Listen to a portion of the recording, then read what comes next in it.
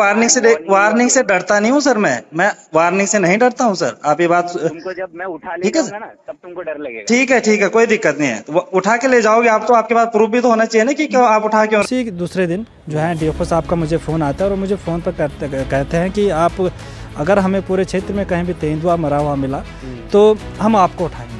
हो सकता है उन्हीं मासूम बच्चों में से कोई कल डीएफओ पौड़ी निकल जाता, लेकिन आपने तो आपके तेंदुए ने तो उसको अभी 4 साल में ही निवाला बना दिया, तो हम कैसे उम्मीद करें। और नमस्कार, न्यूज़ एक्सप्रेस उत्तराखंड देख रहे हैं आप और मैं हूं आपके साथ मनमोहन सिंह पंवार।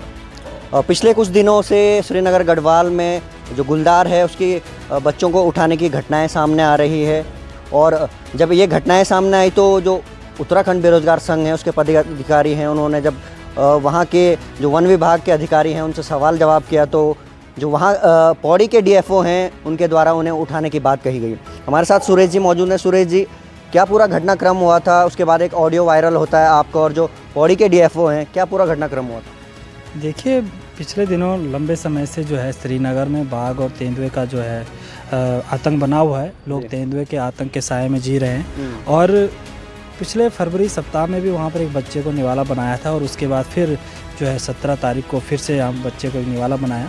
और दोनों ही घटनाक्रम जो हैं जिनमें मेरी थोड़ा सक्रियता रही है। पिछली बार जो घटना हुई थी उस घटना में मैंने बच्चे को खुद झाड़ियों से छुटाकर और हॉस्पिटलाइज किया था। दुर्भाग्य से वो बच्चा तो जीवित नहीं रह पाया, लेकिन उसके बाद की तमाम जो है कंपनसेशन और तमाम तरह के को लेकर मैं वहाँ पर वन विभाग के कर्मचारियों के साथ जुड़ा रहा। और उसके बाद फिर जो घटना घटित हुई अभी लास्ट दिन 17 तारीख को, उसमें भी मैं वहाँ पर वनकर्मियों के साथ रात के 12 बजे तक सर्च ऑपरेशन में रहा। उनके साथ बच्चे को तलाशने में मैं उनकी मदद करता रहा और हम बच्चे को ढूंढने में नाकामयाब रहे। हम 12 बजे तक हमने सर्चिंग करी, उसके बाद हम बच्चे को नहीं ढूंढ पाए। वन विभाग के तमाम कर्मचारी वहाँ पर थे, वो भी बच्चे को नहीं ढूंढ पाए। और सुबह बच्चे के पेरेंट्स जो है खुद बच्चे को ढूंढ लाए। लेकिन होता क्या है कि उसी दूसरे दिन जो है डीएफओ साहब का मुझे फ़ोन आता है और मुझे फ़ोन पर कहते हैं कि आप अगर हमें पूरे क्षेत्र में कहीं भी तेंदुआ मरा हुआ मिला तो हम आपको उठाएंगे। मैं डीएफओ साहब से पूछना चाहता हूं कि क्या आपको मैं कोई आपका तेंदुआ का कोई शिकारी लगता हूं या मैं कोई आपको वन्यजीव तस्कर लगता हूं या मेरा कोई ये ख़ानदानी पेशा है कि मैं आपके तेंदुए को मारूं?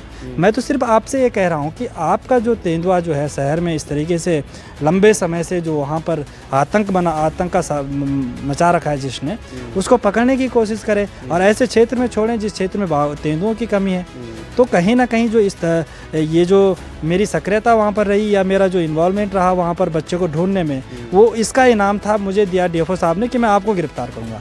मैं कहता हूँ कि आपको गिरफ्तार करने की ज़रूरत नहीं पड़ेगी। अगर मेरी गलती होगी तो मैं आपके दफ्तर में आ जाऊँगा और आप मुझे खुद गिरफ्तार कर लेना। लेकिन उस तेंदुए का आप क्या करेंगे जो तेंदुआ इस तरीके से हमारे मासूम बच्चों को उठा रहा है, जो हमारे दुधमुहे बच्चों को शिकार कर रहा है और उन घरों के चिरागों को बुझाने का काम कर रहा है, उस तेंदुए के लिए आपके पास क्या सटीक रणनीति है? आप डीएफओ पौड़ी हैं, लेकिन दुर्भाग्य देखिए कि श्रीनगर जैसे आबादी वाले क्षेत्र में न वन चौकी उपस्थित है, न वनकर्मी उपस्थित है, न जंगलों के मानव वन्यजीव संघर्ष को रोकने के कोई उपाय वहाँ पर किए गए हैं और बच्चे आए दिन वहाँ पर तेंदुए के शिकार हो रहे हैं। तो कहीं ना कहीं डीएफओ साहब को इस तरीके की चीज़ों पर रोक लगाने का प्रयास करना चाहिए और जो तेंदुआ जो वहाँ जिस आतंक का पर्याय बना हुआ है उसको पकड़ने की कोशिश करनी चाहिए और कुछ ऐसी ठोस रणनीति बनानी चाहिए जिससे मानव वन्यजीव संघर्ष जो है कम हो और हमारे जो मासूम बच्चे हैं, हो सकता है उन्हीं मासूम बच्चों में से कोई कल डीएफओ पौड़ी निकल जाता, लेकिन आपके तेंदुए ने तो उसको अभी 4 साल में ही निवाला बना दिया, तो हम कैसे उम्मीद करें? और ख़ासकर उन परिवारों को क्या बीत रही होगी जो परिवारों के इकलौते बच्चे थे, वो दोनों बच्चे, एक 4 साल का बच्चा, 3 साल का बच्चा। तो इस तरीके के इन बच्चों को जीवन बचाने के लिए हमें करना चाहिए। मैं कहता हूँ डीएफओ साहब से कि तेंदुए का संरक्षण करिए, वन्यजीव का संरक्षण करिए, हमारी नदियों का संरक्षण करिए, हमारी ज़मीनों का संघर्ष करिए, हमारे जंगलों का संरक्षण करें, लेकिन हमारे बच्चों का भी संरक्षण करें। जो ये बच्चे अभी धरती में आए थे लेकिन उससे पहले ही तेंदुए ने निवाला बना दिया। आज हमारे पौड़ी में जंगल धू कर जल रहे हैं, नदियों की छलनी हो रही है, जो वन विभाग की ज़मीनें हैं उन पर लोगों का अतिक्रमण हो रहा है और इन चीज़ों पर भी रोक लगाने का प्रयास करना चाहिए। सुरेश सिंह को गिरफ्तार करना बहुत आसान काम है, कभी भी कर सकते हैं। मुझे और ना मुझे इस चीज़ का खौफ रहता है, इस चीज़ का डर रहता है कि मुझे गिरफ्तारी, मैं खुद आऊँगा आपके दफ्तर में, आपसे मिलने आऊँगा, आपके दफ्तर में आ जाऊँगा। अगर मेरी गलती होगी तो आप मुझे करिए अरेस्ट, लेकिन उसके साथ साथ जो ये मानव वन्य जीव संघर्ष है इस पर रोक लगाने का आपको प्रयास करना चाहिए, और न कि सुरेश को गिरफ्तारी करने का और न सुरेश को पकड़ने का, उठा के ले जाने का, और एक अधिकारी का, एक सभ्य अधिकारी का परिचय देना चाहिए। इस तरीके की भाषा जो आप यूज़ कर रहे हैं एक आम नागरिक के लिए, ऐसे हमारे पहाड़ों के लोग, पहाड़ों के सीधे साधे भोले भाले लोगों को आप इस तरीके से नहीं हटका सकते हैं। और अगर इस तरीके से हटकाने का काम, इस तरीके से धमकाने का काम आप करेंगे तो कानून आपके लिए भी उतना ही और हमारे लिए भी उतना ही। अच्छा, वन विभाग एक तो इस प्रकार की घटना रोकने में विफल रहता है, उसके बाद जब जो आपकी ऑडियो वायरल हुई उसमें हमने सुना कि डीएफओ साहब एक ऐसा जवाब देते हुए नज़र आते हैं कि जो बच्चे थे वो अधिक समय तक बाहर थे। देखो, बच्चे अपने घर में नहीं रहेंगे तो कहाँ रहेंगे? आपके ऑफिस में तो आएंगे नहीं वो, आपके आवाज़ को, अपना आवाज़ तो बना नहीं सकते हैं। गरीब बच्चे हैं और अपने आंगन में खेल रहे होते, अपने घर में खेल रहे होते, और दोनों बच्चों को किसी जंगल से नहीं उठाया है, बच्चों के दरवाजे से उठाया है। और बच्चों के दरवाजे पे अगर बच्चा अपने आप को सुरक्षित ना महसूस करे तो कहाँ करेगा? और ये कहना डीएफओ साहब का कि ये लापरवाही है, बिल्कुल कहीं कोई लापरवाही नहीं। 7:30 बजे की घटना है, कोई रात के 12 और 1 बजे की घटनाएं नहीं है। और आजकल तो गर्मियों का सीज़न है, गर्मियों का टाइम है, बच्चे तो 8 और 9 बजे तक बाहर ठंडी में जिस प्रकार से गर्मी श्रीनगर में, उस गर्मी से बचने के लिए तो लोग रात 9 और 10 बजे तक रात के बैठे रहते हैं आंगन में। तो इस तरीके से कहना कि लापरवाही ये गलत है। और अगर बच्चे आंगन में नहीं बैठेंगे तो कहाँ जाएंगे? ये सोचने वाली बात है कि हम अगर अपनी नाकामी को छुपाने के लिए अपने रोल और अपनी ड्यूटी को सही तरीके से करने के चक्कर में हम किसी दूसरे व्यक्ति को दोषी बनाएं और दूसरे व्यक्ति को धमकाने का काम करें तो ये सही नहीं है। अच्छा, जब ये घटना घटी उस समय आप मौके पर थे तो वन विभाग की टीम को आपने कॉल करा, कितनी देर बाद वन विभाग की टीम वहाँ पर पहुँची? देखो, वन विभाग को जब भी मैंने सूचना दी है, वन विभाग कभी टाइम से नहीं पहुँचा है। अभी भी जो ये इससे पहले जो घटना है 8:30 बजे के आसपास की घटना है, वनकर्मी और तमाम प्रशासन, छोटे अधिकारियों के अलावा जो बड़े अधिकारी हमारे वन विभाग के हैं, उनका रात को 12 बजे वहाँ पर आए हैं। और इस बार भी मैंने जब दोबारा सूचना दी वन विभाग को 7:30 बजे की घटना को, तो 9 साढ़े 9 बजे लोग वहाँ पर वन विभाग के पहुँचे। तो ये कहीं ना कहीं देरी की कारण यही है कि आज श्रीनगर जैसे आबादी वाले क्षेत्र में वन विभाग की चौकी नहीं है, वन विभाग के कर्मचारी वहाँ पर मौजूद नहीं है, वन विभाग की कोई ऐसी टीम वहाँ पर सक्रिय नहीं है जो कि तत्काल मौके पर पहुँचे। वो लोग पौड़ी से आते हैं और जाहिर सी बात है कि पौड़ी से आने में उनको समय लगता है, मैं भी समझता हूँ, किंतु इतना अधिक समय नहीं लगना चाहिए। और तमाम कर्मचारियों को जो है, वनकर्मियों को वहाँ पर पहुँचना चाहिए और इस तरीके से जो पीड़ित परिवार है उसकी सहायता के लिए, उस बच्चे को तलाश करने में और उसको मदद करने में तत्काल आगे आना चाहिए। अच्छा, बाल संरक्षण आयोग की अध्यक्षा से भी आप आज मिले हैं, क्या उनका आश्वासन मिला है, क्या उनसे बातचीत? देखो, मैंने बाल संरक्षण आयोग की चेयरपर्सन है डॉक्टर गीता खन्ना जी से उनसे मुलाकात की है कि इस तरीके से बच्चों के साथ अन्याय हो रहा है, हमारे दूध मुहे बच्चे तेंदुए के शिकार हो रहे हैं, हमारे गरीब परिवारों के घर के चिराग बुझ रहे हैं। और दोनों ही मैंने देखा कि बच्चे हैं वो छोटे छोटे लड़के, और उनको 4-4 साल के बच्चों को इस तरीके से निवाला बनाए जा रहे हैं। तो कहीं ना कहीं ये हमारे लिए सही नहीं है और इस तरीके की घटनाओं पर आपको तत्काल एक्शन लेना चाहिए। और आप बच्चों के लिए क्योंकि एक संवैधानिक बॉडी की आप चेयरपर्सन है, तो उससे जो आपसे बन पड़ सकता है उन बच्चों के लिए करना चाहिए। और उनका आश्वासन मिला है कि मैं बात करती हूँ और इस संबंध में पत्राचार करती हूँ। और निश्चित रूप से ये बहुत गंभीर सवाल है, इस तरीके की घटनाएं बच्चों के साथ हो रही हैं, तो इन पर रोक लगने के लिए उनको भी अपने स्तर से प्रयास करना चाहिए। तो सुरेश जी, पिछले काफ़ी वर्षों में हमने देखा जो ये गुलदार की घटनाएँ हैं वो काफ़ी बढ़ती जा रही है पहाड़ों में। क्या लगता है ये गुलदार की घटनाएँ, चाहे वन अग्नि हो, वन विभाग इसमें विफल रहा है, वन विभाग का फेलियर रहा है?